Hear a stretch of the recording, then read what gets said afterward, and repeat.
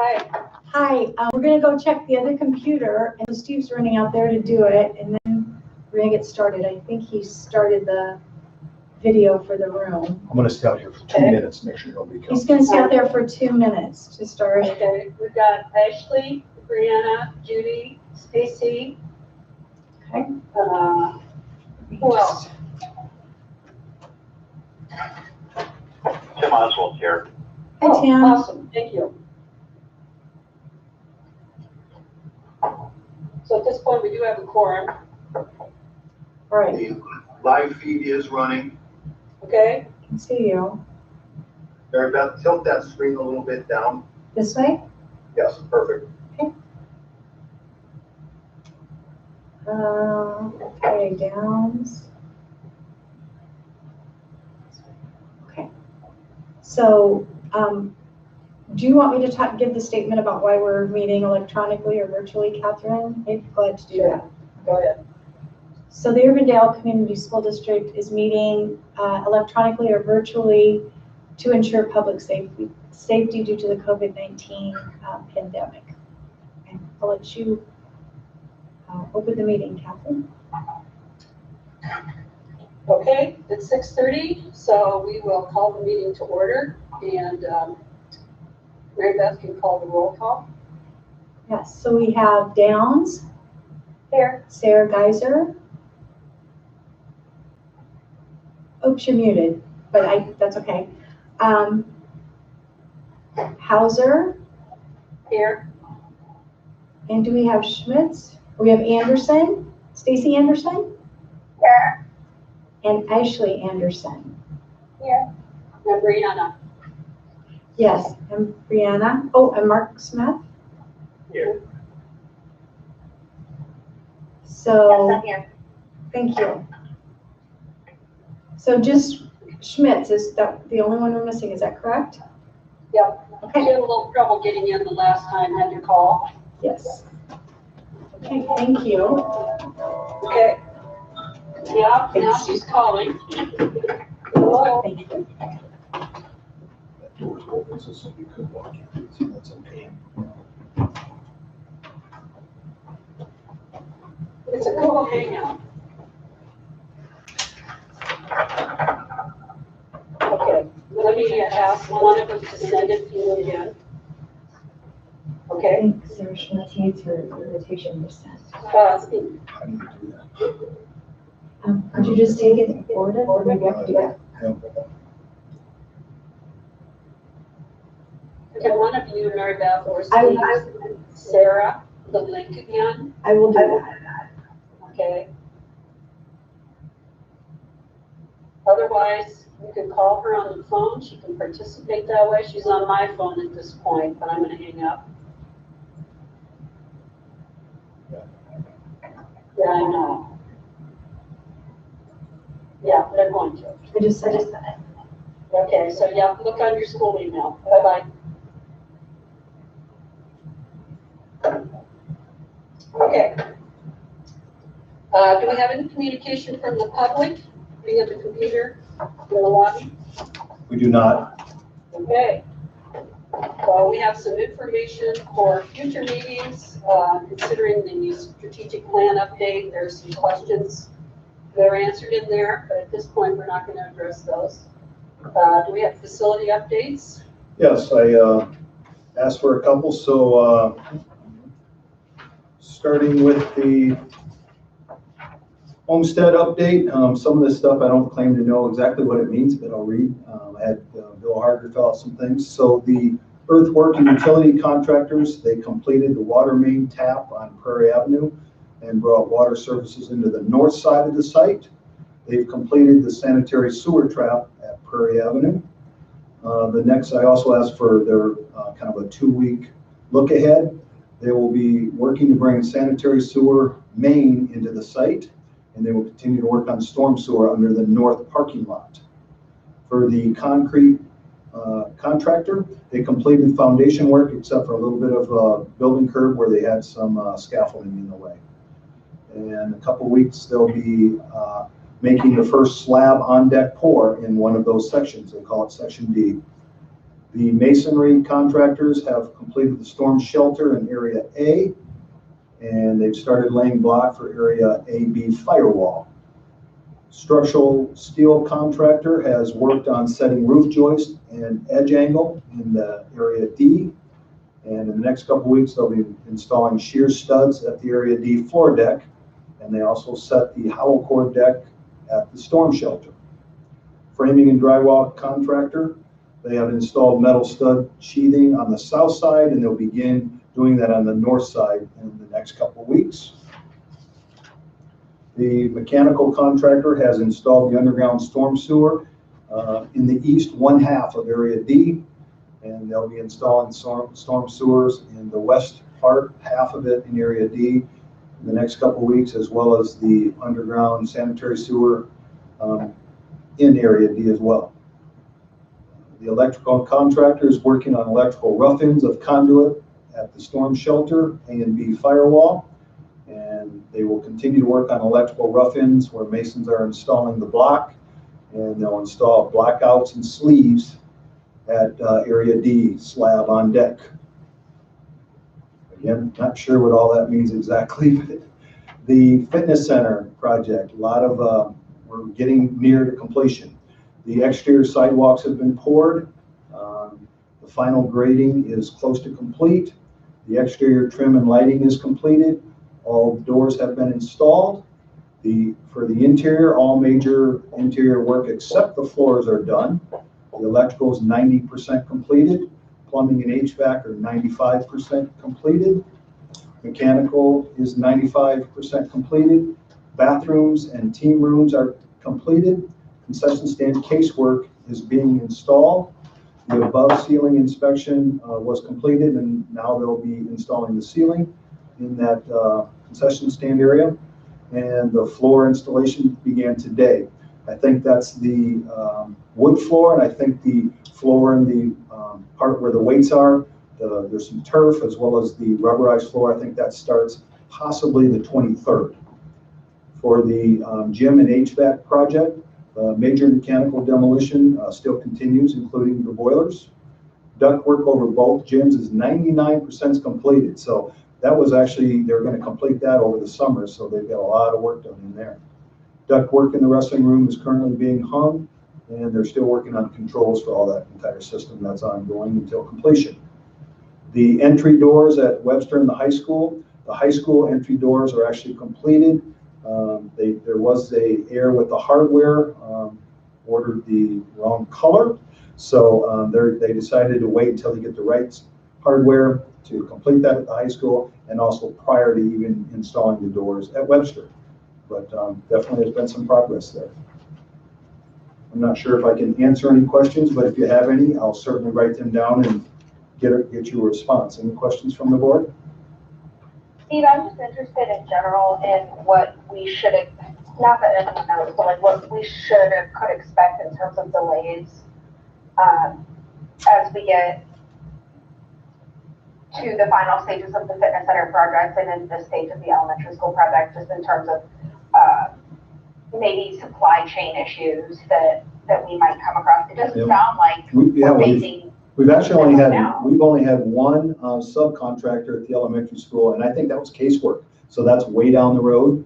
But we've only heard of one that even has talked about delays. Not that we couldn't get possibly more, but the biggest thing right now is getting the floors installed, and it's like 3 different companies working together. And it sounds like they've met several times online.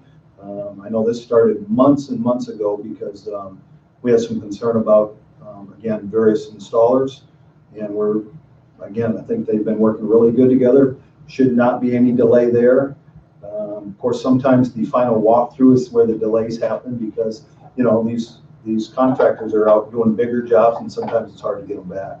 But as of right now, we only have the one known delay for the elementary, and I really, they can't tell us how that will impact us down the road.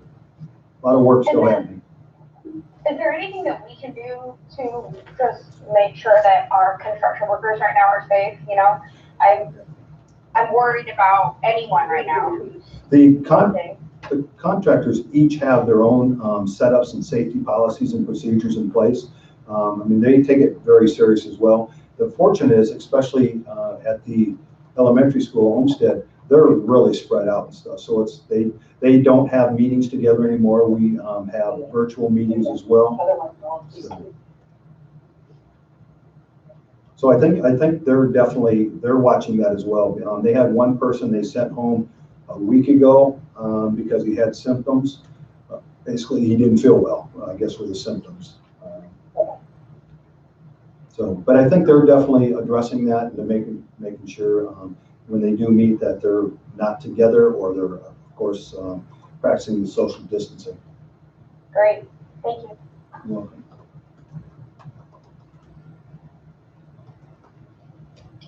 Okay, Sarah's still trying to get in, so I think she's gonna try to call Mary Beth or Steve. Did she get the link? She did, but it doesn't work, so she'll have to call in. Okay. So she's trying, There's a join by phone, yes, okay?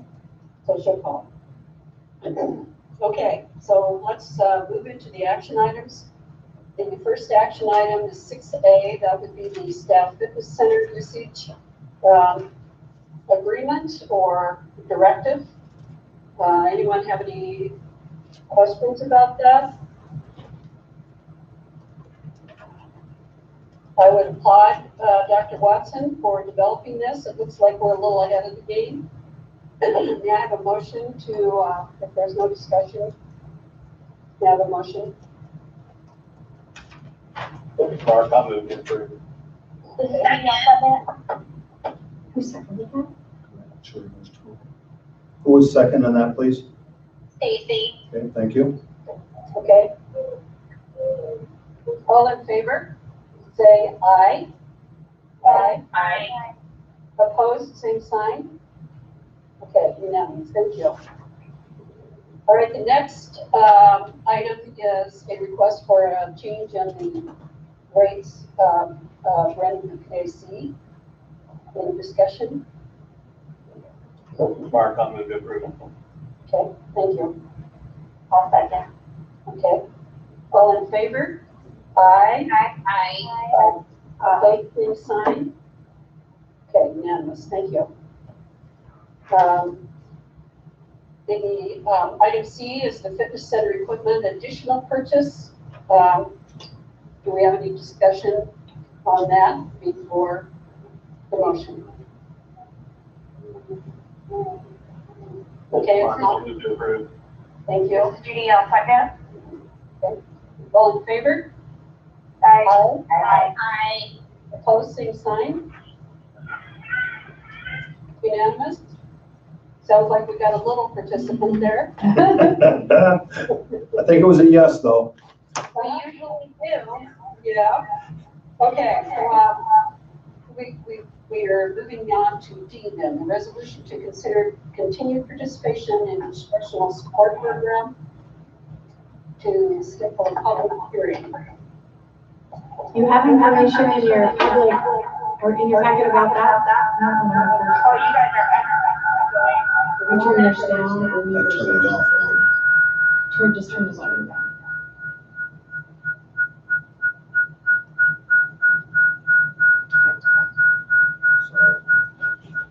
I'll show you when I get. There we go. I'll just talk on yours. You have information in your packet. Shut off. Yes. Quite. There you go. You have information. Weird. You have information in your packet on that, and the ISL is it going? Yes. I'm sorry. It's a 5-year by board action or 10-year by vote of the public. This district has historically done a 5-year vote by the board. And to continue the instructional support levy, we would need to set a public hearing, and I believe that's May 11th in the packet. And so that's what this motion would be, to continue with the instructional support levy and to have the public hearing on May 11th. Ashley, just a quick question. Is there a way to do the public hearing where people can do it virtually? We had a public hearing, I believe, last month, and we set that up. So what we did was, as we were doing here, we'd have a computer set up, and people can come in a safe distance and participate by computer. Is there another way where people don't have to leave their house, because if they're immunocompromised and they can't really leave their home, it's probably smart to actually go into the offices? And I'm not sure if you saw the email that I responded to, Ashley. Yeah. Good for everyone. Yeah, I'm. I think we'd have to double check, but I think we can have people send in questions and or comments to me for an email, and then I could read them representing them, so they could. But again, it does have to be that night, because a public hearing is just that. It's just set at one time. It's not over a period of time. Can we do that and make that well known so people can't leave their house, but they know to get back to you? I think we can. I'm sure there's a way on Simly we can write in there. If you have questions or comments, again, please email, and I can put my email on there, I would think. I think that would be great. I think it's not just what Ashley said, but it's kind of cumbersome to do all of that just for one kind of response. So that would be awesome. So may I have a motion? So move to approve the public hearing and resolution to consider continued participation. Ashley, second. All in favor? Aye. Aye. Opposed, same sign. Okay, unanimous, thank you. Okay, E, this is a resolution to issue no more than $10 million of general obligation bonds and levy tax for payment thereof. Information was again included in the packet. This is a pre-levy, and it has to do with the timing of issuing the bond and having to certify the budget. Since our budget has already been certified and the bond sale will happen after the certification, but before the end of the fiscal year. That's the purpose of it. This is Mark. I will move to approve the pre-levy resolution also. This is Judy, I'll second. All in favor? Aye. Opposed? Abstained? I'm assuming that was Miranda, I hope. I talked over someone. I think it was unanimous. Okay.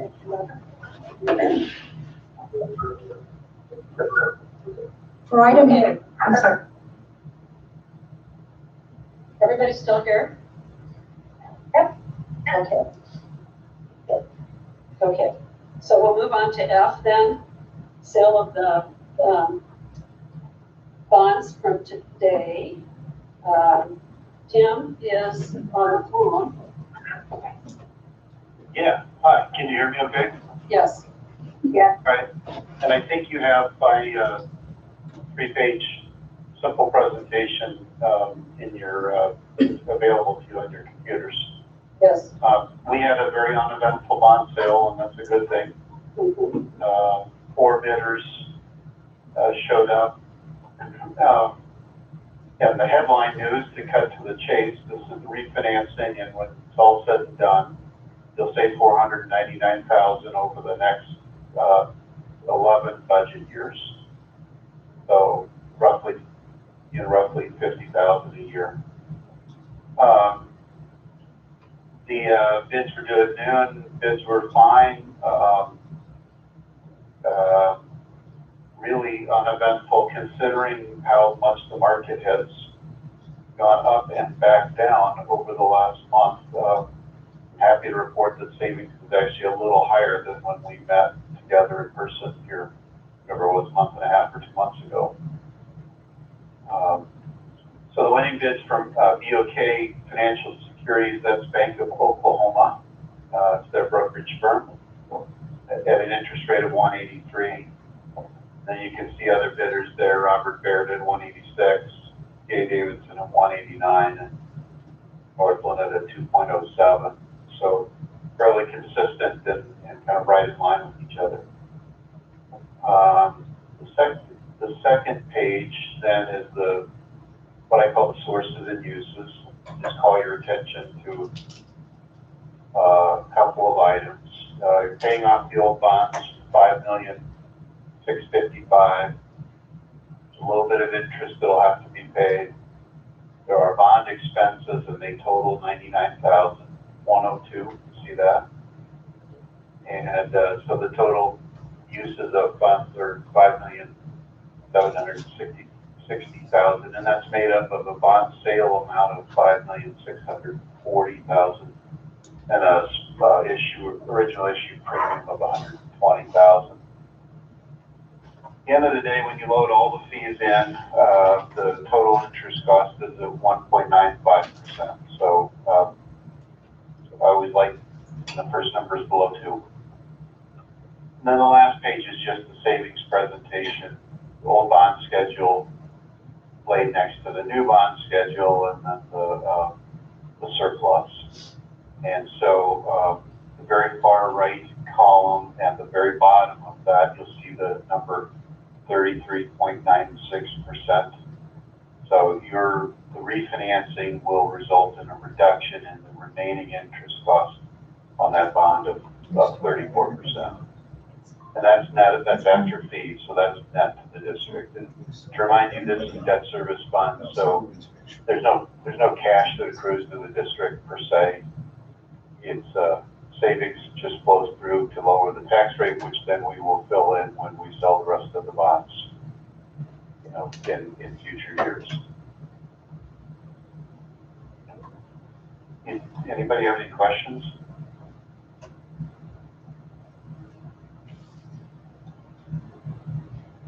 Looks good, Tim. Yeah. May I have a motion to approve? This is Mark. I'll move to approve the sale of the general obligation bond. Second, this is Stacy. All in favor? Aye. Aye. Opposed, same sign.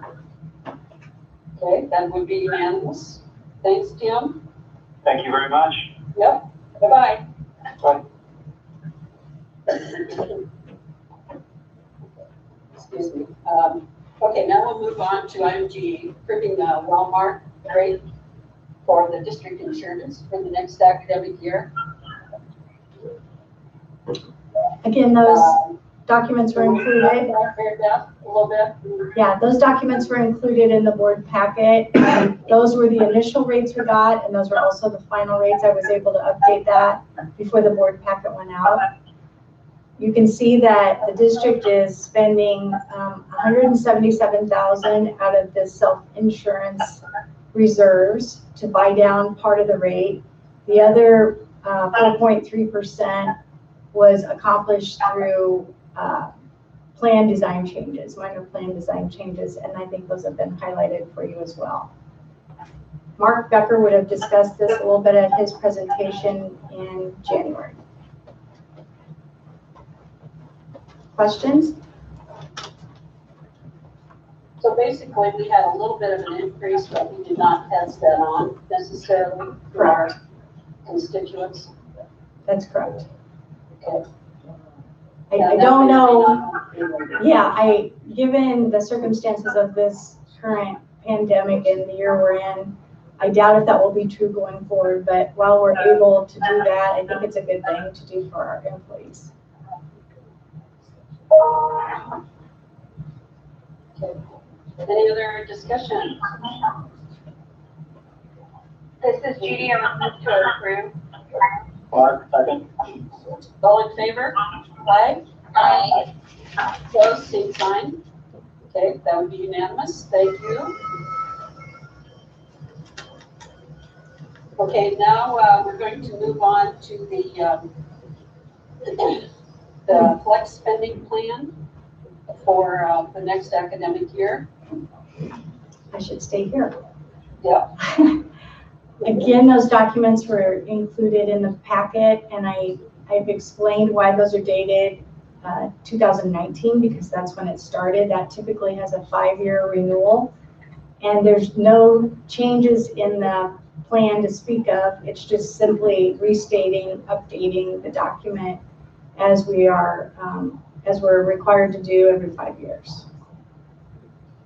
Do you have questions about this? So this is tied to the IRS cafeteria 125 plans. It covers medical expenses that employees are able to take out of their check on a pre-tax basis, as well as dependent care.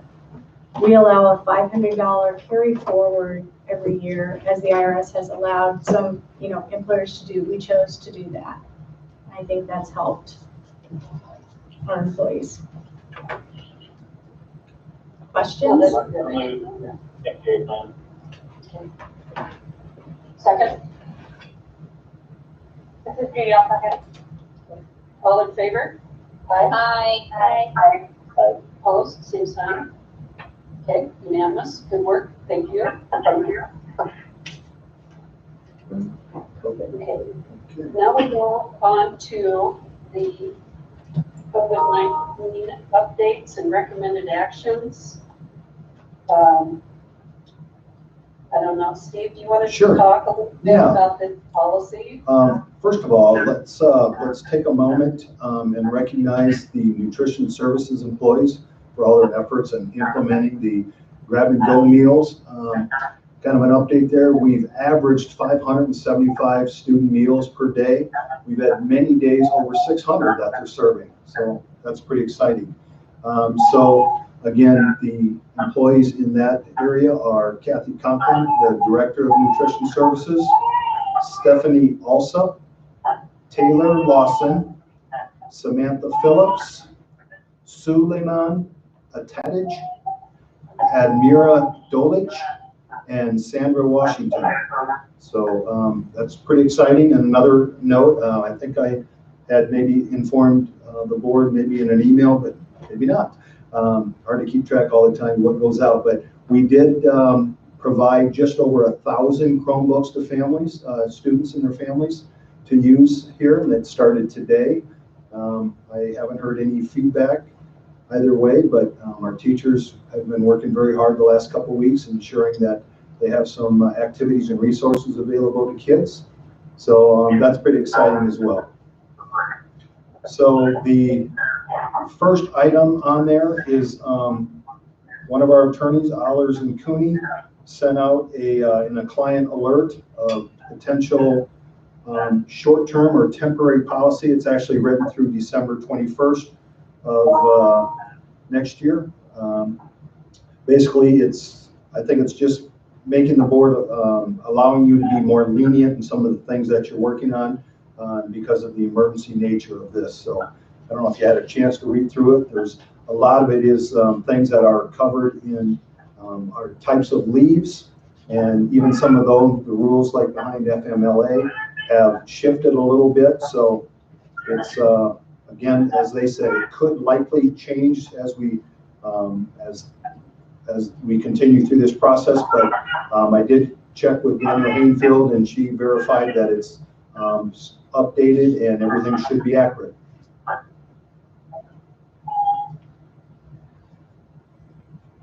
So we are looking for a motion to approve the suggested reading. And by the way, I asked if it's okay if we did a first and only reading, and she said by all means because of the emergency nature, so to waive the second reading.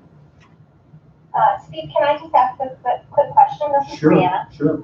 I just see that it says K-12 COVID supplement. I just wanted to make sure that we were including our preschool staff as Good well. point. Yeah, I noticed when I read in the document, it didn't mention K-12 specifically, but I see that it says K-12, so I want to make sure that our preschool staff are part of that. That makes perfect sense.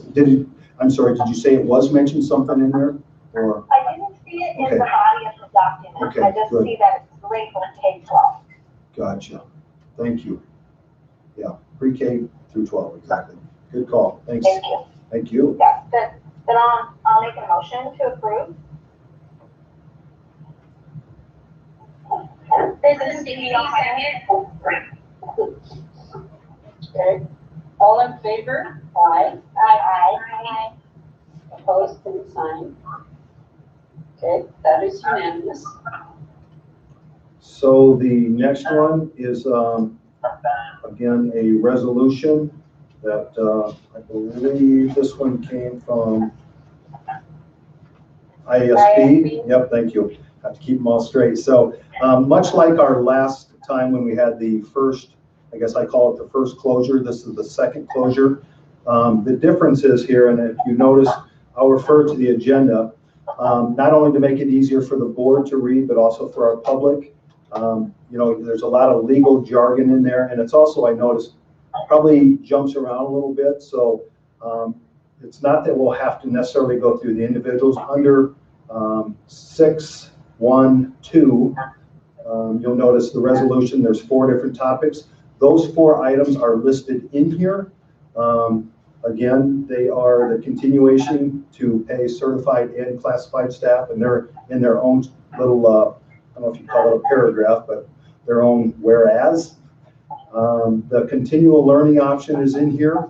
Basically, we had 2 different options, the voluntary educational enrichment opportunities, or VEEO, or the other option was the required services. As a district, we thought it would be extremely difficult to meet the requirements of the required. There's only a few districts, well, I wouldn't say a few, probably, I think the state said roughly 2/3 are going with the VEEO, and approximately 1/3 are going with the required. So that's also listed in here. The premium pay, the board had approved that for the first, I think, 3-week period there.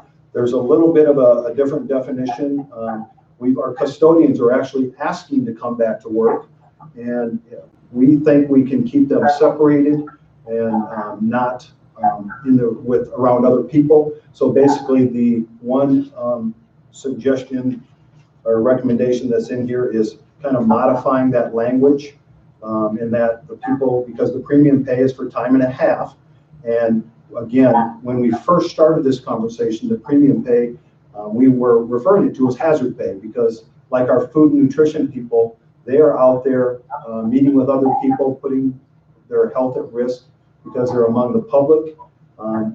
Again, if we put our custodians back in the building, we think that they are not at risk.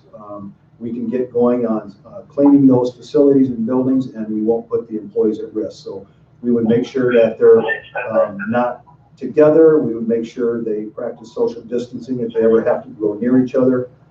Just wanted to point that out. And then the board meeting locations, I think the first resolution from Allers, I think that covers it as well, but I just wanted to make it clear that we would label officially that the meetings would be at AO. It just makes it easier for us to set up, but again, they would be virtual meetings.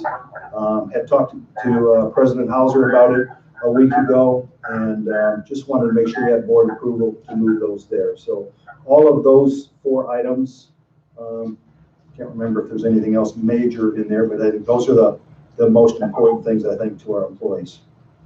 Any questions about that resolution? So I know last time we changed a little bit to offer more support so that if we decide to open again, it would go, you and Catherine talk about it. I believe we discussed that last time. Are we doing that again? This was done technically before. So yeah, anytime I'll try to bring things to the full board whenever we can. That's why I brought this to the board. Yeah. But like if we go to open, the last time we voted that you would talk to Catherine about if they were going to open again. I didn't see that language in there, so I just wanted to make sure that we. When you say open, you mean like open the school? Yeah. Yeah, we would never do it with just the board president and myself making that decision. You'll probably hear it from the governor long before you hear it from me, but we would definitely have that conversation, kind of like we said. I think we'll know much ahead of time, because right now we're closed until the 30th and we meet on the 27th, but we're really supposed to hear something by this Friday.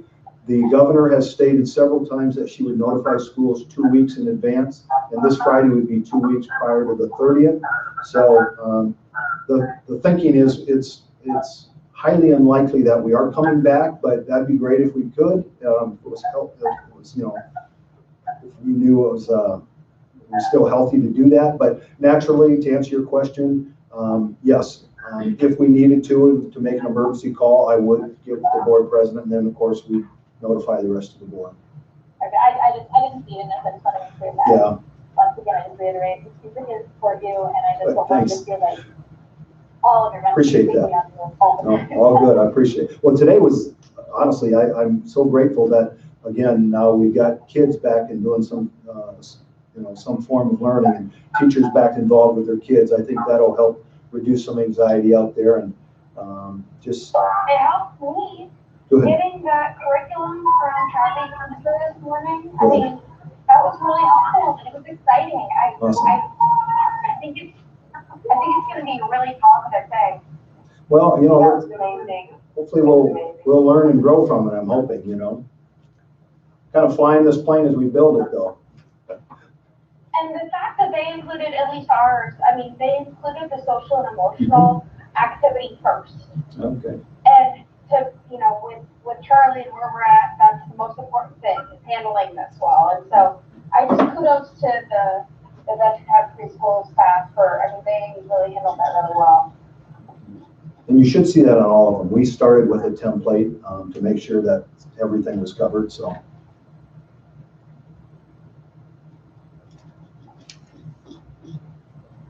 So we are asking for a motion to approve this resolution. Mark, I'll move to approve the resolution. Happy out second. All in favor? Aye. Aye. Aye. Vote, same sign. Vote, unanimous. Okay, now we can move on to the Durham. This one is probably the most challenging. Durham had not contacted me until last Wednesday, about midday. And we kind of went through this with them the first time. They didn't contact us until literally, it was the Wednesday before. And I said, hey, I'm not sure how much we can do. I said, because our contract says that if things change financially, then we're to renegotiate our contract. Again, the challenge is they're renegotiating with Sadell, with Waukee, with Ottumwa, with Ankeny. So we really didn't get a chance to talk. So I asked for some more information and clarification on fees. I can tell you what other districts are doing is totally across the board. Let me find my notes here. So there's Ottumwa has said they are not going to pay anything, no services, no payment. And there's the biggest questions out there right now are Durham didn't provide us with a lot of information until asked. They're falling back on the CARES Act, which says that schools, districts are to provide and pay employee wages, to the greatest extent practicable. And again, what that means, even Danielle Hainfield from Allers isn't sure. The issue that she's concerned about is if we do that, are we breaking the regulations of public purpose? It's how do you explain to your public that you're paying out thousands of dollars and receiving no services from one of our vendors? The challenge is even people at our attorney's office don't agree on everything. I know I've heard other attorneys in the Allers law firm who says, hey, they do have an option. It's called furloughs, especially in the light that it's highly unlikely that we're coming back. And even talking to them, they're not sure if they could provide the services if and when we did come back. Apparently they've lost some people in the meantime. So again, I did the best I could with all the information. I have some options for the board. And then I actually have another option that as of today, where I had a chance to, again, speak with each of those districts. So I've been on the phone and emailing a lot with people, but the options that I had in there were 1 through, I'll look at my notes here, sorry. I'll pull everything up at once. 1 through 4, and my recommendation was, again, our contract talks a lot about good faith efforts. And in my mind, if we went 50% wages and 50% of their daily wages and 50% of their of their fixed cost, I wouldn't understand how a court of law could make us, who are paying the vendor, could put more than 50% on us. That's the $45,000 figure before. I think it was, that's correct. The only other real question I had, and I really, Danielle could not answer for me as well. You know, at first I was thinking, okay, if we paid for the employees only, maybe that would make sure we are meeting the CARES Act, because the CARES Act that I read only reflects paying employees. It doesn't say anything about keeping their business viable and alive. The challenge again with that is, well, it's more, but, and this is only, to be clear, this is only for the next 14-day period. But again, everybody's across the board. You've got, I won't have these figures exactly right because I can't find my exact paper right now, but I think Ankeny is paying 76%, and Waukee is paying 86%. Sadell is paying, or offering, I should say, offering to pay like 15%. They're just doing half the fixed cost, not the employees. And again, that was another potential option for us. I did not write up every single option. I truly was trying to be fair and in good faith.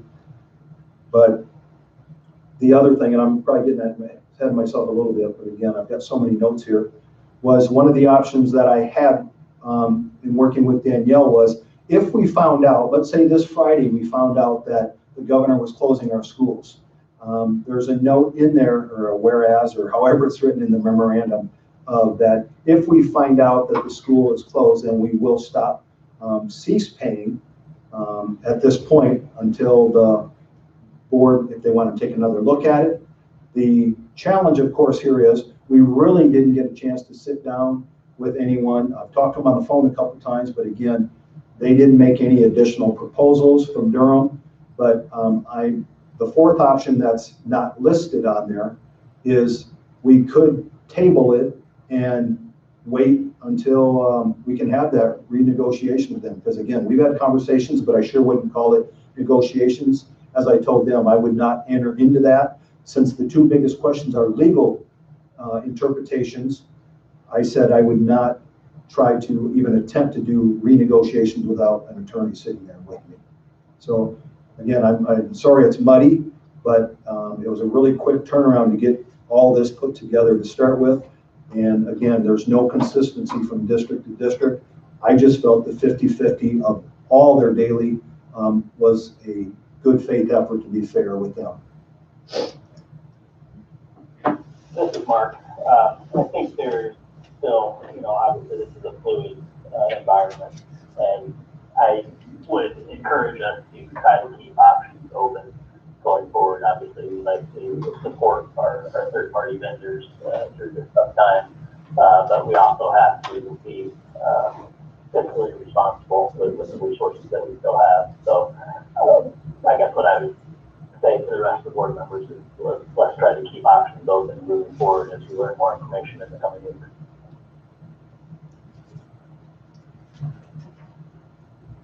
I don't know what the answer is. I totally Provided, and maybe the best answer would be to table it until we hear from the governor again on Thursday or Friday. I think the other thing that crosses our mind as I talk to the other suits, we have lots and lots of vendors, quite frankly, and I'm hesitant to say it for the possible hundreds of people that are watching, but what if every one of our vendors says, hey, we want you to pay for our employees? Like I said, I can't believe in my heart that they'll put that liability on school systems just because we're receiving services, which, oh, by the way, we're not receiving services. So, and again, that's the hardest question as well. I'm certainly okay if the board wants to table it. The challenge there is, as the last conversation I had this afternoon with a representative from Durham, is again, they feel they need to be paid for their employee wages so they can keep them and don't lose any more. So as this can gets kicked down the road, because it won't happen overnight. I know even getting dollars at the table will be a challenge, but I'm also not saying to go ahead and move, because I'm with Mark, is I want to have a negotiation, but as I told them, I really was trying to get some money in their pockets to help them stay viable in the meantime. And you started this off, Steve, by saying that there's already some doubt if somehow we do come back, that they could still provide services. They actually said they'd struggle to be able to provide services immediately, which told me, and I know I've talked to, I know when I talked to Ankeny, they said the same thing, that they told them we couldn't start right away. And my conversation with them is, and they were realistic and honest, and they're watching right now. So I'm not saying anything that we didn't talk about, but their names and faces will change even if we come back, or if we come back in next year. I mean, their business to find quality drivers is probably the most challenging of any position out there. You can drive by any school district that hires their own bus drivers. I think of Southeast Polk. They've had a bus sitting out by the highway for literally 20 years that we're hiring drivers. So I understand the bind they're in as well. What I tend to think is, I feel very comfortable paying the staff who they have to retain, so we can be guaranteed to have a smooth startup. I feel a little bit less comfortable with the admin costs, but however that breaks down, is how it breaks down best. And in negotiations, I mean, would there be an opportunity for us to pay a reduced cost now and then a premium when we start back up, so they have some help in hiring? As I say that, I think I see the problem with it. By paying them more now, it prevents the problem with rehiring. So I don't know. I struggle with this, but I think it might be the best thing for us to do. We'll pay the full 65.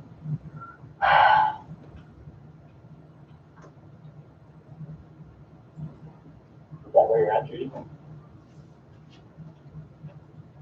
I don't know. The 1 or 2 is where I think 1 or 2, considering. I agree with you, Steve, about the vendors. You know, we can't do this with every single vendor. In this particular situation, I feel like this is a harsh reality of having privatized something, but it's also just a really rough, you know, transportation is really rough, so. Well, and again, I I always like to quote more of an expert, and that would be Daniel Hainfield, who said, again, we have to be cautious of the public purpose. Again, it's just not clear. If it was clearer for us, our decision would be much simpler. But it's just not. So was she comfortable with option 2? She was. She thought that was fair as well. Again, it's hard to argue with a 50-50 when you know, they are the owners of the company. I asked her, actually, I had a couple of questions that she couldn't answer. They have a $10 million, what's the word? No, it's an insurance, like the worst thing, the catastrophic insurance. Yeah. And I said, well, wouldn't that cover something like this? I mean, it's not like just one bus blew up and broke down. We're talking about their entire business. I mean, again, I'm not an insurance guy, and I'm sure not a lawyer, but that'd be worth looking into. I mean, that insurance, if you're paying that, you know, $10 million, that's got to cover something. So I don't know, but. Is the daily decrease from what we paid last time due to some other drivers leaving? That I wasn't informed of anything like that. I'm not sure. I'm not sure. Did they do? I know that you said that maybe it was hard for them to start up right again. Did they give a timeline of what it would look like? Did it take them like a couple of days to start up? I guess we would open school next week. Well, yeah, and we can't open until even the 1st if we wanted to. So right now, remember. So would they be able to start up in a couple of days, or would it be like a week or more? Would it be? Well, again, no, and again, I don't know to the challenges they have with employees. I assume it was an employee issue because the buses are still there. We did not get into that. Again, just it was pretty much a couple conversations that were pretty brief.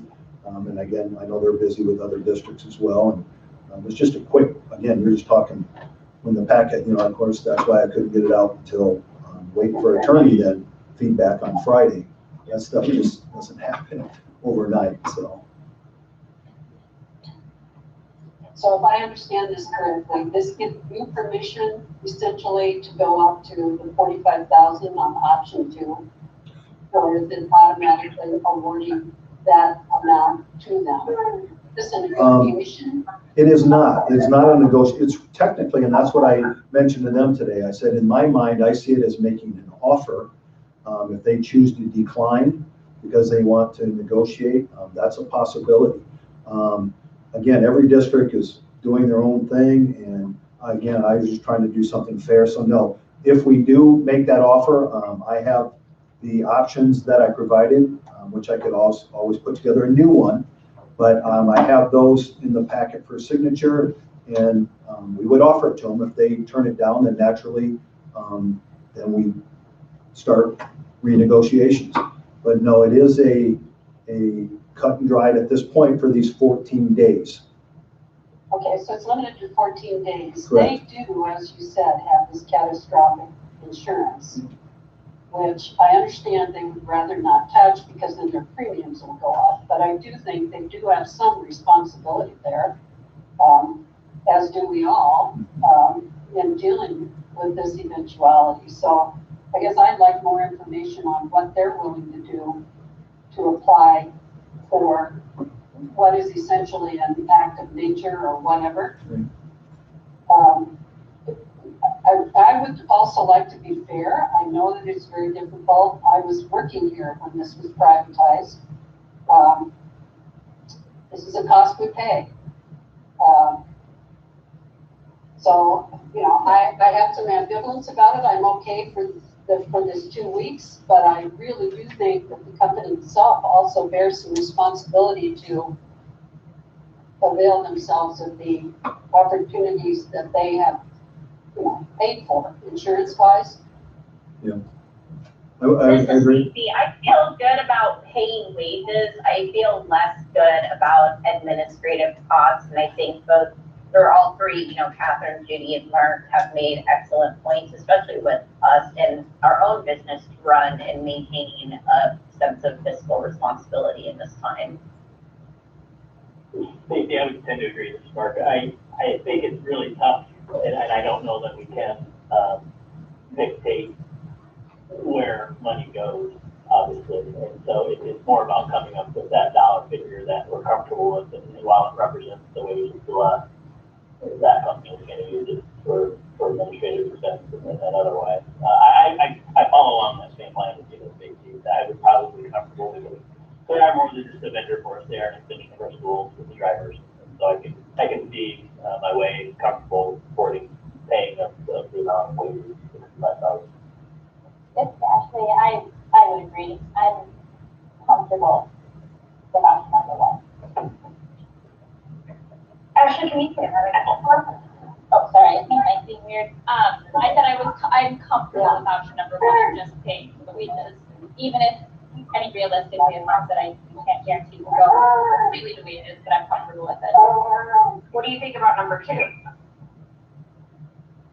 I worry paying, I don't want them to lose more staff if we end up opening up again, even if it takes them a little bit to get going. I don't want us to actively hurt that by not paying wages.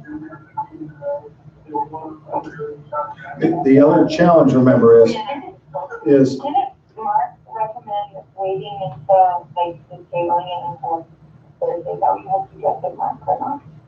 Well, one area that I talked about is keeping some flexibility because the governor will speak again come this Thursday. And, beyond that, it's obviously an expense that we would have anyway, all acknowledged before.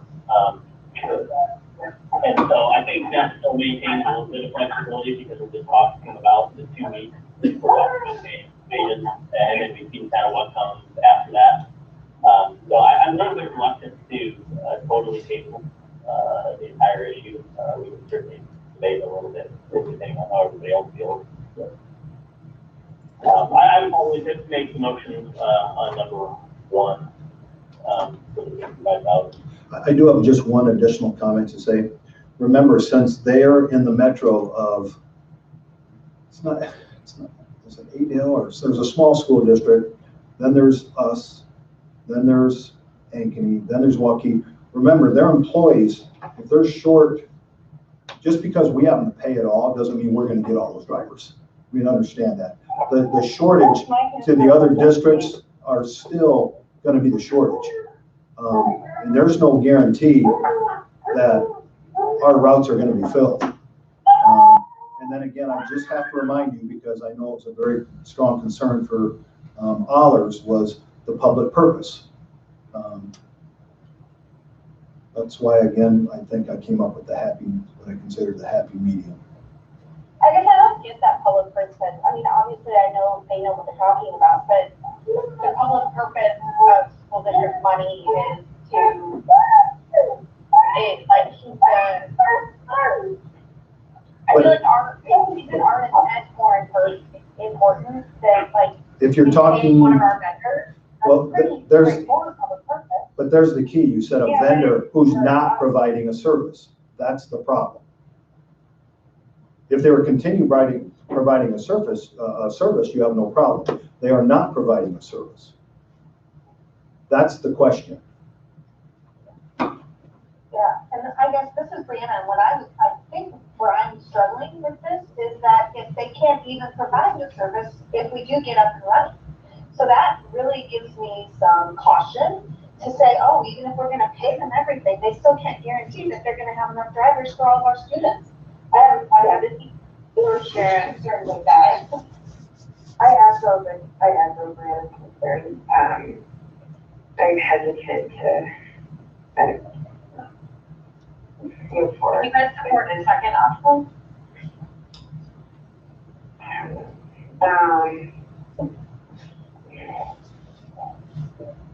He has the stats on what the other districts have done before. He said somewhere between 70 and 80%. Yeah, the big districts, and again, I would just remind you of one thing.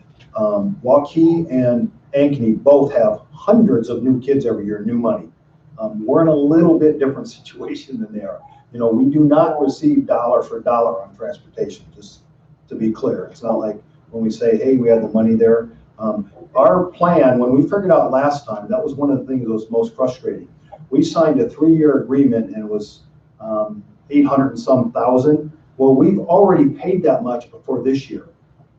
So again, that was one thing. It was going to be 46% more if we stayed on schedule than our original agreement and contract. I struggle with that. And I understand there was some cost, in fairness to them, whether it's their monitors they put on the bus, our monthly trips, but to add another $400,000 onto our contract that was 800 and some, I was struggling with that, to be honest with you. For me, I just did want to say that I feel like, this is Stacy, for paying the wages, it's very much, to me, a symbolic number that encompasses the CARES Act and kind of stands by that, and that's why I'm endorsing the payment of the wages. But here's my question about that. This is Sarah. If they've already lost employees, so how? I guess if we're paying wages, how are we deciding? Will it readjust if they lose people? Is that what you're saying, Sarah? Yeah, and they've already lost. They've already lost and said they're not going to be able to honor their contract. Well, at this time, and it really does. I mean, their current. I don't think it necessarily falls under the CARES Act in terms of they're contracted. I mean, Durham is contracted by the district, but I don't know. I just need some more time to process it. And the people they lose, they'll naturally try to hire new people. I mean, they're not just sitting on their hands. Yeah. Of course. We have a motion on the table. I'll rescind my prior motion, and I guess I'll make a motion to table. I would second that.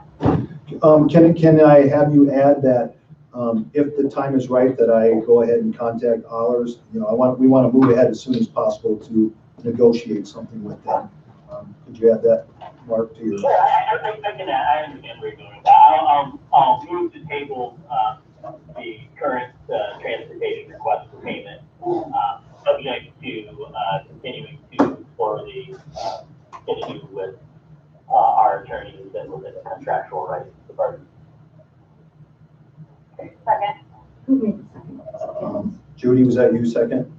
Yep. Thank you. Okay, all in favor? Aye. Aye.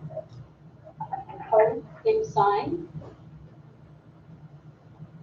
Okay, I think the other consideration that isn't necessarily involved in the language is what the governor says on Friday.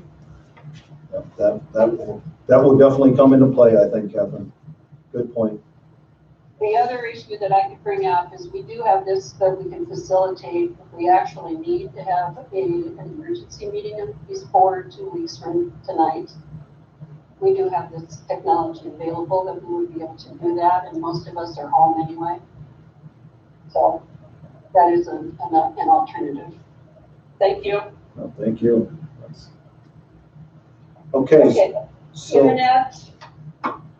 Yep, so basically, we had looked into hotspots, and that, again, within 2 days, literally went from, okay, we're looking into hotspots. All of a sudden, we contact everybody, and they're like, well, you can get them in June or July. So that didn't work. So had Josh contact one of our current vendors, is MediaCom, and it sounds like it's easier. I mean, there was other places that we were talking. They were going to make us have a 1-year contract and a $50 installation fee for one. It's just like, well, that's not doable.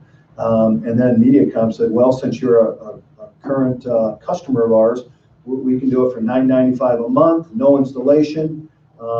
There are a couple of things though, if even though we would technically be the carrier of that, if somebody were to maybe not have the credit for them, they could deny a handful of people, just to be clear.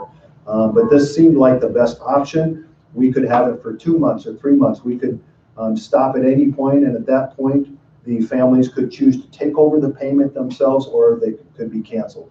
And they would get basically like a modem, and we'd have to do another pickup at probably the high school again, and people would just come in and we check that out, and we know who has those. So very, very reasonable when you think about $10. We thought max 200 to 400 max. And even if it was at the high of 400, that's just $8,000 for 2 months. So we thought this is one way we can ensure FAPE as much as possible, free and appropriate public education, and make sure that kids have access. Yeah, this is Mark. I think it's a no-brainer that we need to provide this to the families that don't have it. I move to approve. Second. Okay. All in favor? Aye. Aye. This is a good thing. It is a good thing. So we'll send something out. How long are the families going to keep the Chromebooks, the 1,000 Chromebooks someone out? Let's say we don't come back this spring. Yeah, we would probably do we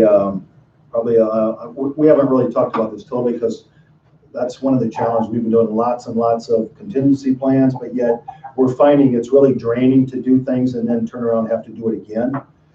So it's all a little bit of speculation. We think it could be the end of June or something, where we do a pickup.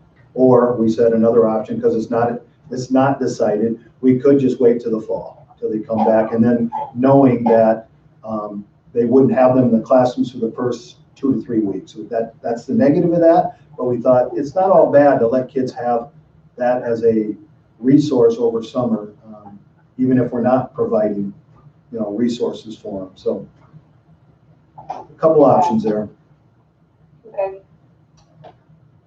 All right, that passed unanimously. Report, superintendent report, anything? No.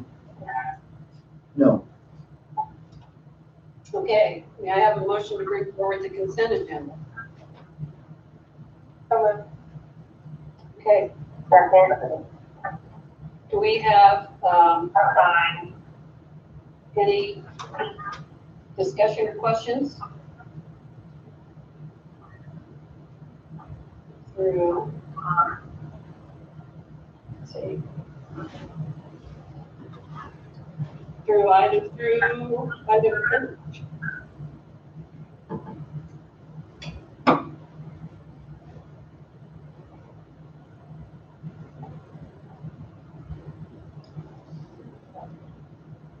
Does that mean no? I have nothing. Okay. Then may I have if we don't have any discussion or there's no questions on any of these items, may I have, Sorry, I'm thinking really hard. Ashley. Can I just get further clarification on the difference between when you vote for signatures on things versus when you're voting for votes? Certainly. You don't, I want to clarify so that it's not going to be taken wrong. I struggle voting to put a signature, like to vote to put a signature on something that I don't necessarily agree with, even if it's already taken place. And I know someone has to get paid, but I struggle with that because it feels like I'm agreeing to something that I don't necessarily agree with, and I don't know how to handle that in this situation because we have to pay someone. I understand that they require a signature, but it really does feel like I'm approving, even though I know that they're supposed to be separate. I'm just trying to understand that part of it because it feels like I'm approving of something that I'm not necessarily approving of. Well, Ashley, is it okay if I tag on to your question? We'll see. Okay. Well, okay, so my part is, I like where you're going, but what I don't understand is, Steve always says, I don't spend the money, the directors spend the money. And so I think what I'm really struggling with is, first of all, I'd like to say this is a great time, I think, to have a discussion about isolation rooms in general and how the board feels about this. So I'm glad that this got brought up because I think there's a lot of interest in learning more and what the administrative law judges are saying and things of that nature. I do, Mary Beth had stated that the board is ultimately responsible for contracts because we pay the bills. And if we don't pay the bills, then the contracts can't happen. But it feels like a catch-22 when they've already happened. And I want to say that I understand that we have the balance where he gets to make decisions that impact us financially under a certain amount of money. And I understand that has to happen, obviously. There's plenty of changes that that's important. But I just don't know how to handle voting for a signature for something that if we would have had the choice before it was built, I absolutely would have voted no. And now I struggle to vote yes for it because I feel like I'm back into a corner where I have to because I've already done it and have to pay someone. And I don't necessarily know how to rectify those two feelings. And I'm just looking for further guidance. Well, I would say in our conversation again with the president and vice president, myself, and the CFO, that's why we added this other thing. So again, people can start drawing that line because we've had many things on here. I have gone totally the opposite way. When we decided, when the board president and I spoke with the attorneys, we totally said contracts, again, I can authorize them, but I can't sign them. So I've gone 100% one way and said, I'm not going to have somebody claiming that I signed something that I shouldn't have, just because all I needed was a signature. The item was actually an estimate or a quote. I can't remember how it said on there. We would have never, in past years, this would have never came to the board because it's truly not a board decision. So again, this one I understand because it's kind of funky, but I've gone in the name of transparency, 100% saying, hey, it took a signature, I'm not signing it. And I've told everyone else, the board would like to sign them. So this is our attempt to say, hey, we're not really asking for approval. It is keeping you in the know. but it's not approval. Your approval is us following board policy. And board policy says we don't need technically a signature, but if a company wants a signature, sometimes they'll say, hey, we want it, because they have companies, schools are much better. They have people that don't pay them. So they want a signature to ensure they get paid. So this one, again, they had a line where it said signature. I'm not touching it, again, because I don't want people to assume I signed something I shouldn't have and get caught up in the language. But this is Mark. I'm gonna. Thank you. I think we understand, or at least I understand. I think it's more of the topic of this Safe issue room, that yeah, it is, I would agree. or I guess more for me and maybe some of the other board members than it is the authority and what's been signed and all that. Because you're right, there has to be some level for us to. You guys have to operate the day to day, and we know that, and things get built. There wasn't a massive expenditure, but I think maybe what I'm hearing from some of the board members is the issue of this room is kind of outside the contractual matter, and some of the, who signs what and contractual is getting caught up into this. I don't want to put words into other people's mouths. But when we first saw that a few weeks ago, I guess that was one of my concerns. Not so much the expenditure, not so much that you signed or authorized anything like that. At least it wasn't for me. It was the subject of the room and kind of the nomenclature on what that room represents.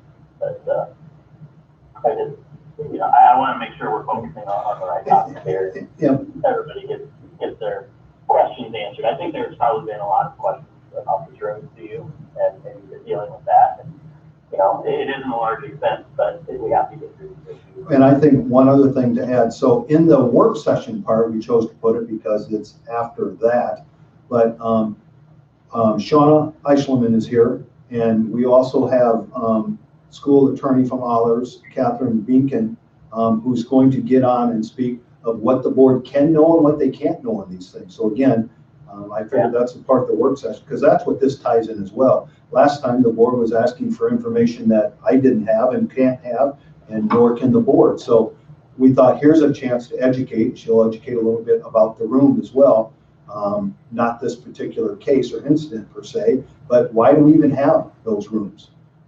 I understand they are. It is a sensitive. I totally agree.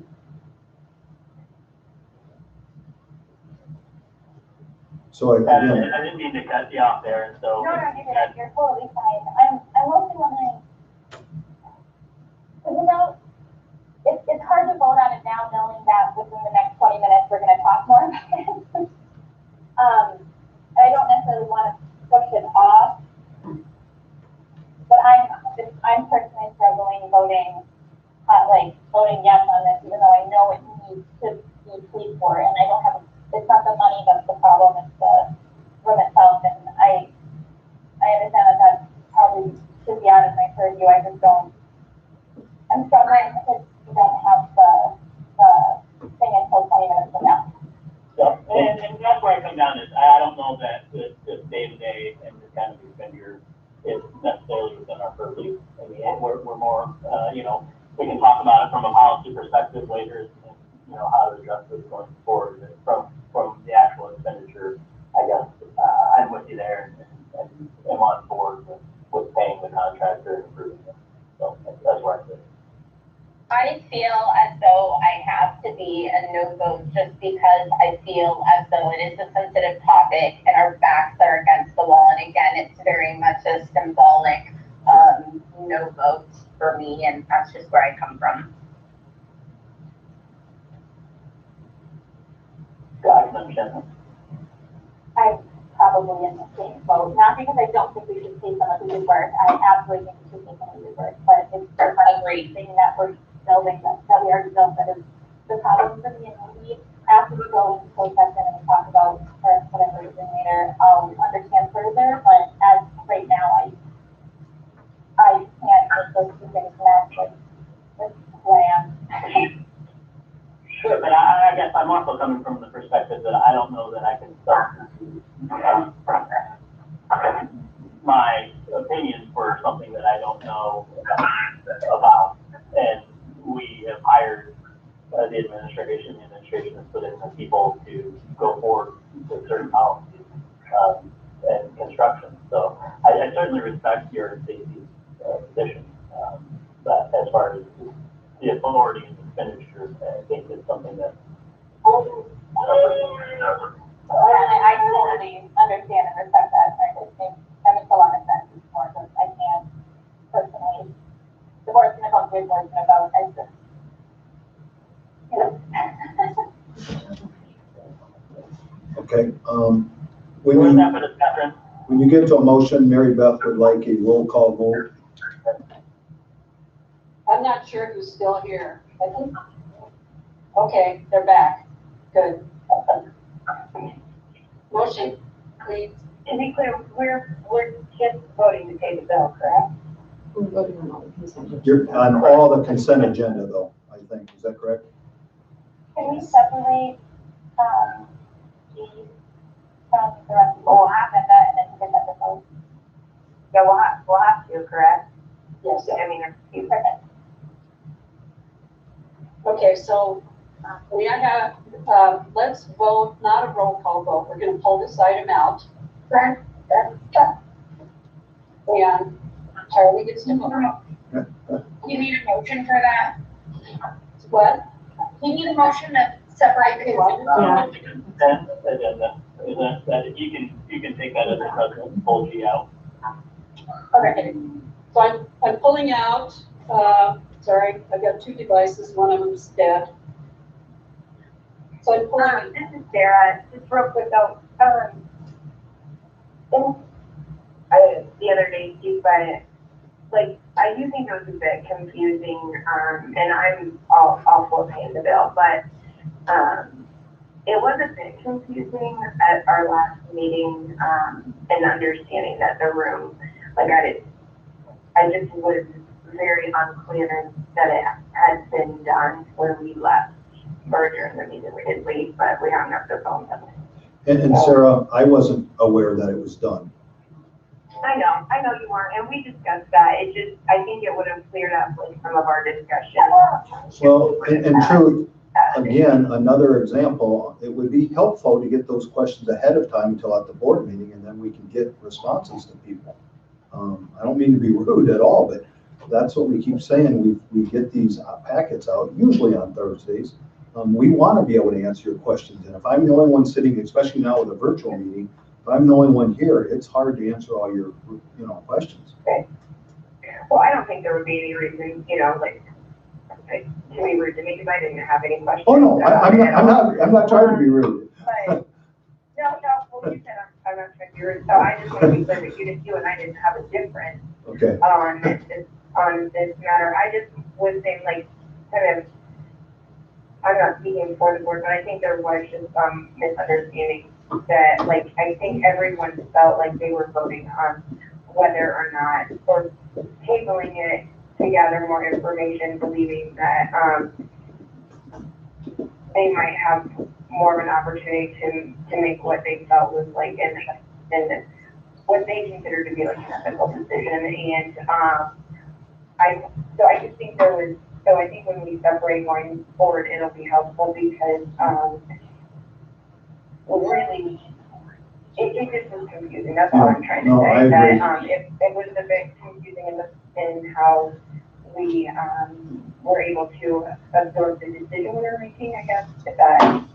So I'm gonna, I would have honestly probably be in favor of doing it because I think it's in the best interest of the, of school staff if that's what they're asking for. But I just wanted to know that I felt it was very confusing when we were putting it, when we were trying to absorb what decision we were making. And I do not disagree. I agree with that. okay, so going forward, on the consent agenda, if we pull out item G, I, is it a minute? One. That's right. Okay. Do we need to pull out the bills, or is the bills on No. there? It's not included. No. It's not on the bills, okay.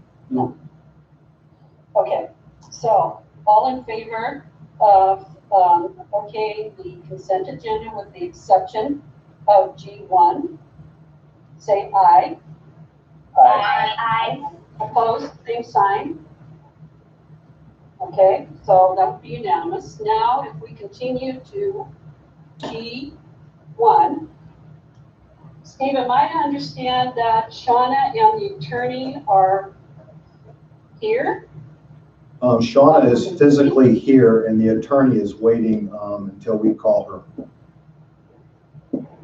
That's something I think I would have had questions for the attorney, and I would have really appreciated knowing Shauna and the attorney were coming. I'm really happy that they're here, but I would have liked advance notice. Actually, if you looked in the agenda under work session, I have details listed in there that says they would be here to share information and answer questions.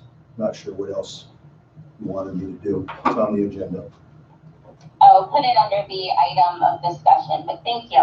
It's a work session, and that's where I thought it would be best. I understand. Thank you so much. Certainly. Okay, so I'm going to reiterate some of the points that I made in the meeting with Mary Beth, Steve, and Sarah last Monday. I see two issues here, and I think people have tried to articulate that. One is this work has been completed. We have an obligation as a district to pay that, whether or not that was originally agreed to. That is an obligation. The other thing that I see is a philosophical question about the district and policy and what our practice is and how we handle situations where there may be call for measures that we, extreme behaviors or whatever. So I see it as two very different issues. I think that the bill is going to have to be paid, and even if we say, we're not going to pay that, but I think the other issue then is probably a call for more clarification about what our practices and policies are as a district and a systemic discussion. I don't know that that necessarily needs to happen tonight. It can, but I would see these, as Mark stated, as two separate issues: paying a bill versus discussing, to a certain extent, who we want to be.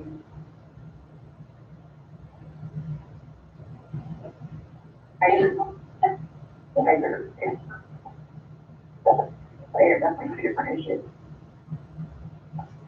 Are we gonna go forward, and I agree, two issues, are we gonna go forward with a roll call on the GI?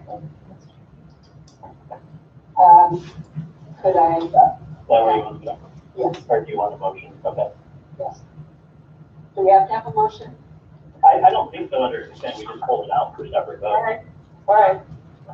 So at this point then, if I may articulate,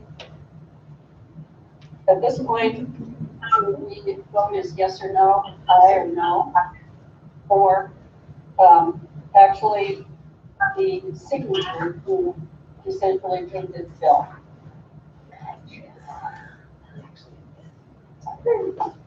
So go ahead with the roll call. Is that acceptable? Yeah. Okay. Do you want me to do We're that? good. Okay. Hauser, I would say yes, pay the bill, but we need to have a continued discussion on concepts. Ashley Anderson, I'm going now. Mark Smith, Yeah. Judy Downs, Aye. Stacy Anderson, No. Brianna, Sarah Geiser,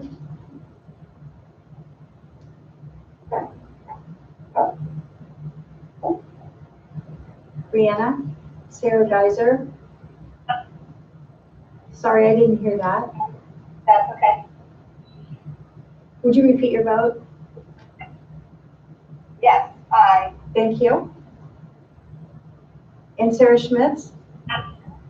Yes. Okay, so that carries 5-2. Okay, thank you, everybody. Thank you. Okay. Thanks, Catherine. Thank you. Okay, so I'm trying to see the rest of the. So now it's the work session time. So we need to call. We call Catherine.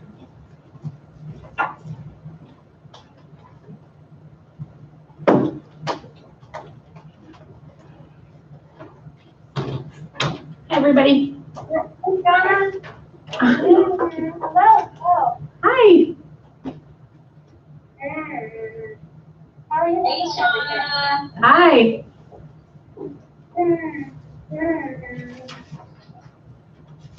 I'm going to call Catherine and put her on speaker.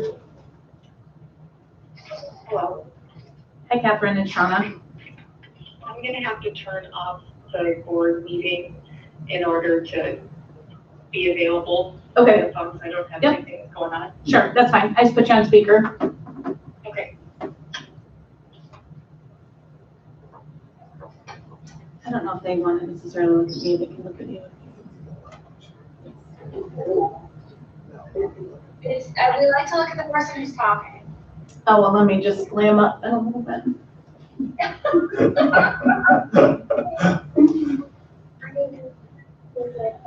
I'm getting really used to being on Zoom. I feel like Zoom has a beauty filter and this does not. My Zoom does not have a beauty filter, so I need to get on the Zoom that you're using.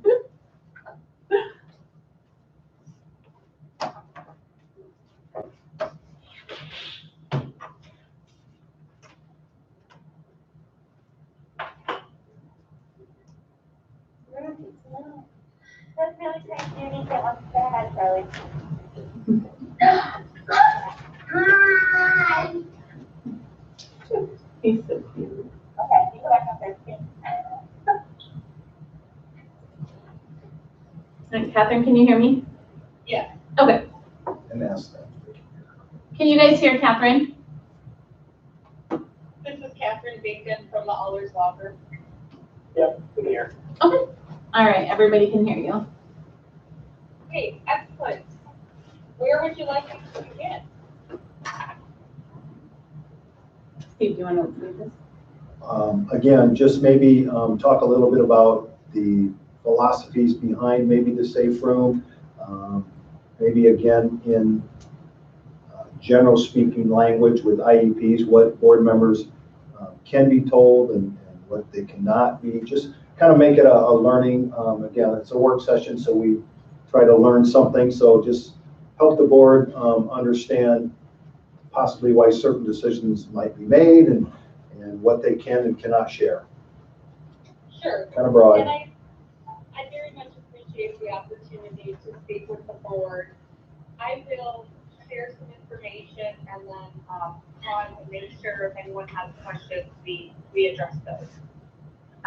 First things first, you'll hear me refer to Chapter 103 a lot, and you may already know that that's an administrative code, Chapter 103, so it's part of Iowa administrative law, and it applies to public schools.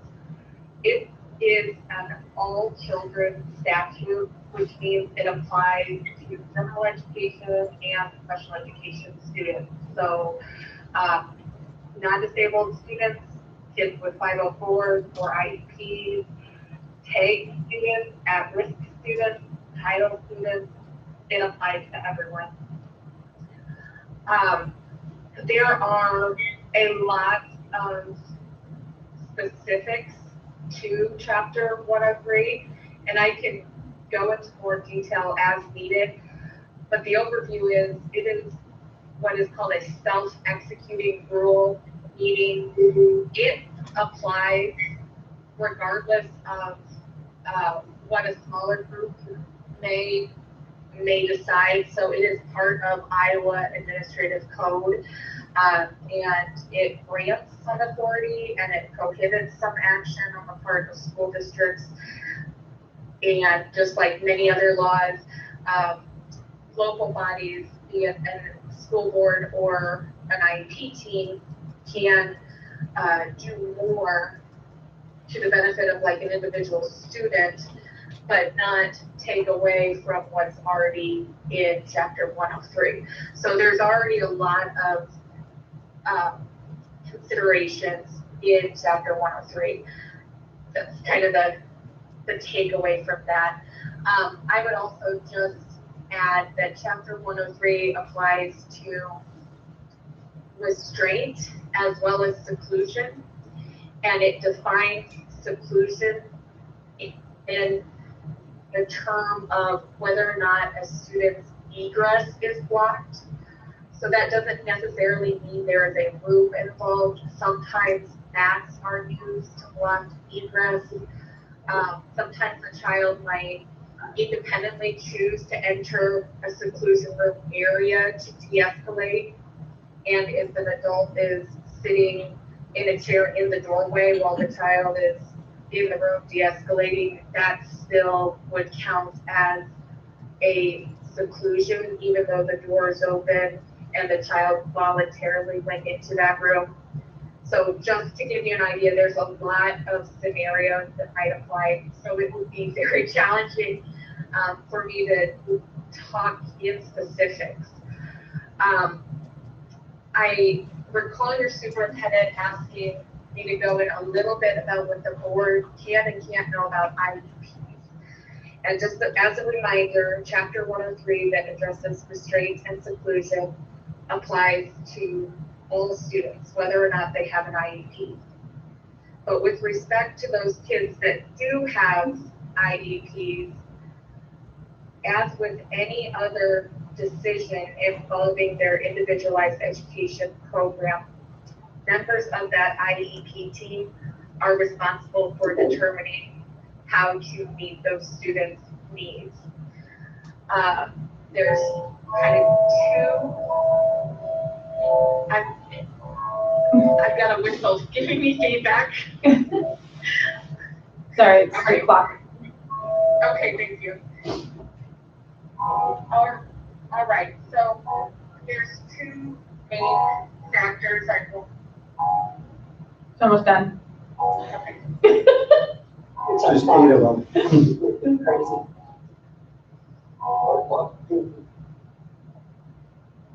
It's our clock.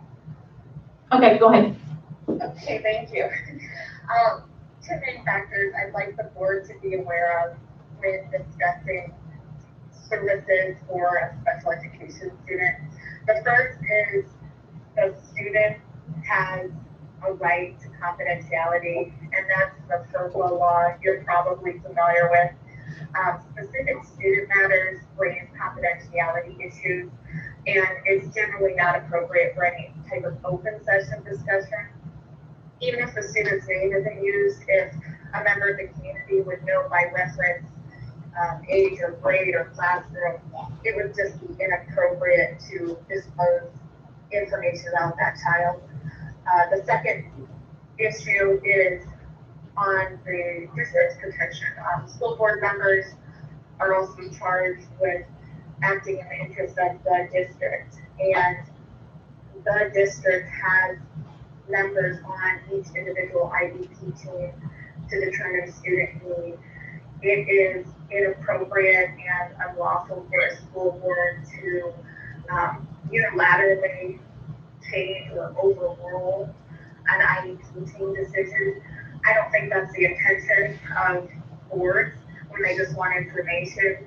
But on my end, when I am asked to decide the school district, there could be a question of whether a school board exercised undue influence or inappropriately pressured the school officials who are on the IEP team to make decisions other than what does the student need. The example some of the federal agencies give are like costs. or funding. It's not appropriate for those discussions to impact the decision of what the student needs. And it's for those two reasons, the student's privacy and to protect the district from sort of that improper influence charge, that we generally recommend school boards refrain from discussing individual IEP team decisions and keep it very general, informative, and kind of at that higher level. That was a really good explanation, Catherine. And I think that's exactly the intent of the board, at least for me personally, is not to find out personal information, but to look at systemic policy and how we're reaching children individually. And, do we need to look at a policy with, no isolation rooms beyond a certain age, or what does the board want to learn more about this and work together to learn more about behavior issues? My question to you is, when you say that you defend these school districts that when they're, improperly accused of the school board, unilaterally overruling an IEP decision, what is your defense in those situations? What's the defense of the district? Yeah, so again, it's all going to be very fact specific for any defense, but we often try to go back to the IEP team and what data they use to make a decision. And that's how it should be at any time an IEP is challenged. What was the data-based decision making? So even if a school board were involved, I would try to look at the people who were at the table at the IEP meeting. What information were they using? The other side might say, yeah, but in the back of everyone's head was, what the school board wanted. And then it's my job to really try to drill down on the database decision-making expectation.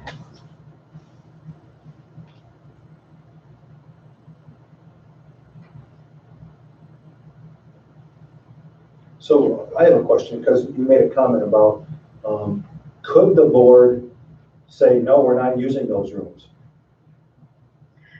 Yeah, the short answer is the board could do that. You have the authority to set policy for your district. I would remind the board, however, that it may be valuable to look into the why of why these rooms are being used, and to the extent that they are being used with students with disabilities.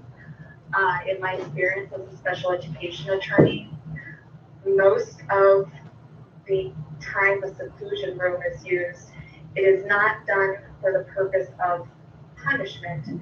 It is done so that the child has a safe space where adults are not putting hands on the child, for that student to de-escalate and to return to instructional control, to get back to learning.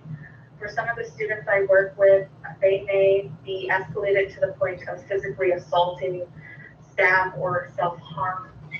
And if they are given the opportunity to de-escalate in a private setting, those students are sometimes, and in fact often, able to then return to school. This, I think, could be seen as preferable to having the child be, as an example, suspended from school for the day, or being in a setting where an IEP team felt that they couldn't safely provide that child with instruction in a setting and have to look at a more restrictive setting.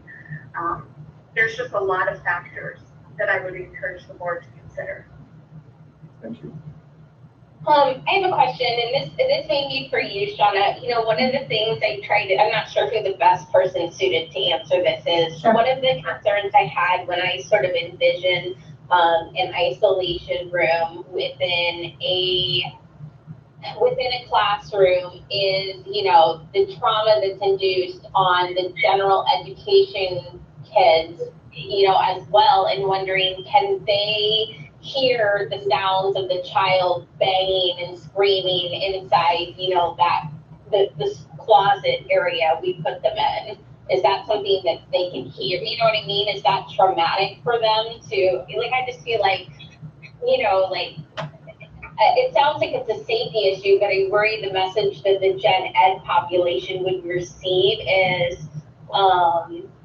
is like, we don't deal with you personally when you're bad, we put you in a closet. And I'm not saying that to be mean, I'm just like, that Sure, no, scary. no, That just sure, doesn't- no, that's so, absolutely. like, I understand that what you're saying. sounds traumatizing to watch one of your classmates being taken away when they're screaming, kicking, punching, and be put inside a closet, storage shed sized area, and that scares me. Sure, it's not a closet and it's not a storage shed, so I just want to really make sure that everybody knows that. So the state, and Catherine, you can speak up anytime, but there are state guidelines that we absolutely follow. And so we call them safety rooms, and the safety rooms are built inside the special ed classrooms. So when students would escalate in their general education classroom, then students a lot of times would be asked to leave to take a break. Would be asked to take a break to go into the special ed room. A lot of times if they would not then leave, then we would have to do room clears. And so, you know, it's just balancing that act all the time. And so if then they would leave, then we're always balancing. We're charged as a district to keep all kids safe at all times. And so then when the students would then leave and go to the special ed room, if they would continue to be a danger to themselves or others, then, you know, then we have that balance between restraint or seclusion. And so then you're balancing risk versus benefit on that. And the risk versus benefit of holding a student in restraint or putting them in a seclusionary timeout room, you would rather not keep your hands on a student. So then absolutely, exactly, you know, echoing exactly what Catherine had said, then, you know, students can go into the safety room and be able to de-escalate. And I'm not saying that students then sometimes aren't screaming or, you know, but anytime, just like if when kids are escalated, you would hear that, you could hear it in the hallway or in the classroom. And, but then they start to then de-escalate.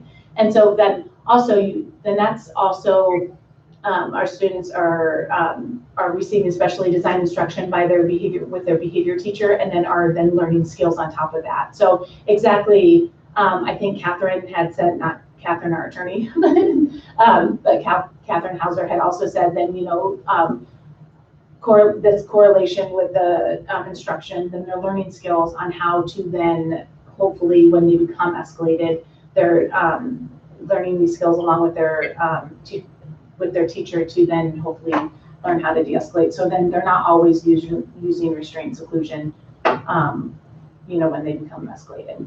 So does that answer your question, Yeah, Stacey? no, that Okay. is a great explanation. It's always For last being resort. So passionate and amazing about your job. One thing, I guess, is there anything as a board we could do to support you to be able to use isolation rooms less, if that makes sense? Like, I know West Des Moines hires behavioral interventionists that are at the school. Are there more things you can do from a board perspective that would help support you? So we actually have academic and behavior interventionists at the elementary level, and we have one at the secondary level, and I would say they're my team, like they're amazing. So Amy and Sarah, they are phenomenal, and they are able to go in and coach teachers up as well, and they are acting more preventative than, I would say, than more reactive than when I was in the role. So we have one per building, per district, or how does that look? An interventionist or? Interventionist, sure. We have one for the elementary and then one for the secondary. Okay, so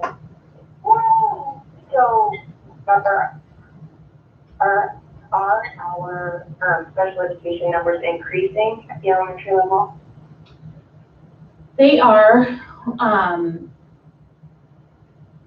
sorry, were you gonna say something? I didn't want to cut you off. No, I'm listening. Okay, so we did staff 45 students last year, and then of course our numbers have went up this year. I can't give you an exact number right now because all of our DS we're in a halt right now, in a holding pattern, essentially because of COVID-19. So I could give you a number in a little bit, but the problem with that is not all of our students then are behavior, so we are going to have to hire a couple of special ed teachers probably this coming school year. So, but with that said, with all of our behavior programs, then we have our behavior interventionists, and then it comes down, then we have other behavior supports with our behavior programs. So, and then our AEA supports. I mean, we have a lot of supports. It just seems like for the number of students we serve at elementary level, one interventionist it seems like that's a lot of students to have one interventionist be, effective in their Sure. But Sure. Currently, we only have 2 behavior programs. So, I mean, we could relook at those numbers and refigure with the number of students that we have just recently, staffed into special ed.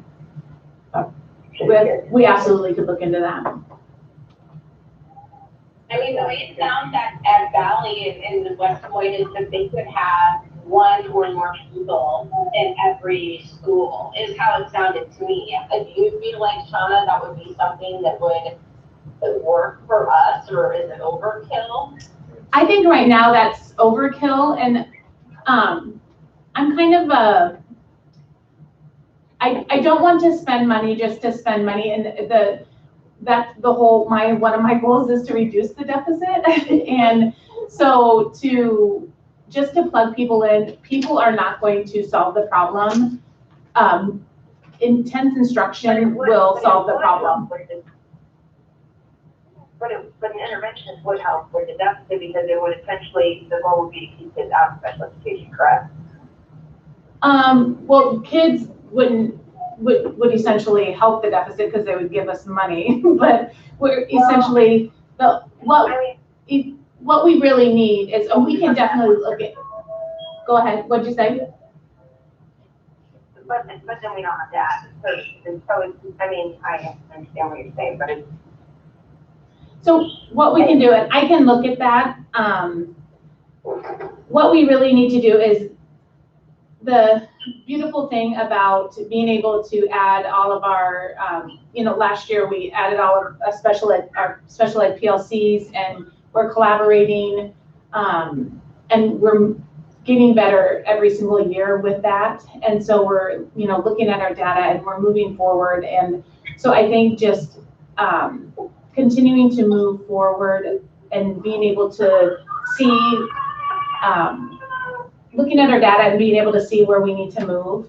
I will look at our behavior data.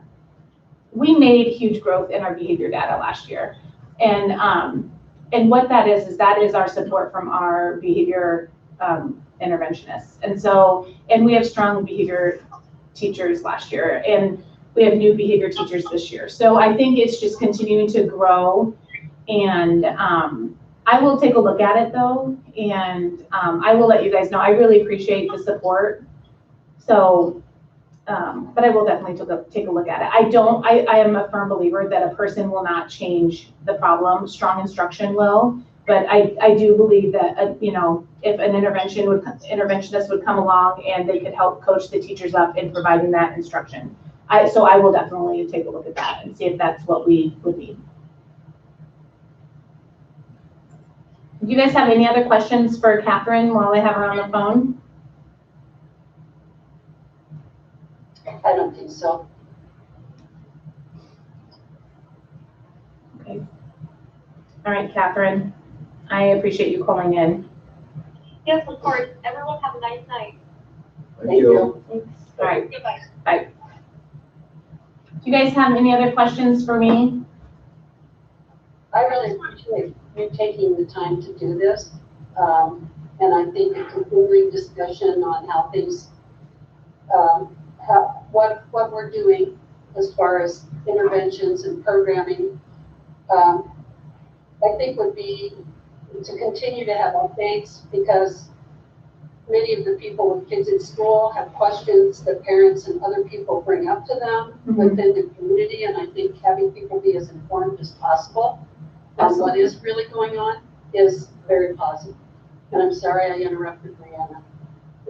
That's okay. I just wanted to say one thing that I think I kept hearing Shauna say, and that I would really like for our board to really keep in mind, is that it is about highly effective instruction. And instruction for all kids, not just for our students on behavior interventions or our students in special education. It's not a special education issue. It's an issue that we have to look at across systemically all of our children that are being educated and what supports they have in social, emotional, behavioral, mental health. So I think as we continue this, kind of philosophy, if you will, and many of us continue to have passion with it and think about other issues such as trauma, we're going to have lots of different things facing us once our kids even get back to school. So I think we have to really consider that highly effective instruction and how, as a district, can we continue to make it an all issue or an all instruction, not just, oh, that's going to be special ed or that's going to be somebody else, because it really needs to be everybody's undertaking. And I think that as a board, we need to really keep pushing that as well. And thank you, Shauna, for your time tonight. Yep, you're welcome. Well, as a district, right, because all of our special ed students are gen ed students first. Right. I think we're all on the same page with that. So thank you for saying that. Thank you, Shauna. This was really helpful and an education. I think earlier before this happened, we talked about doing these roundtables with certain members of staff and administration just to learn more about like what your day is like. And this was, in my mind, a little bit of a glimpse of what the intent behind that, and I appreciate it. Oh, great. Thanks, Judy.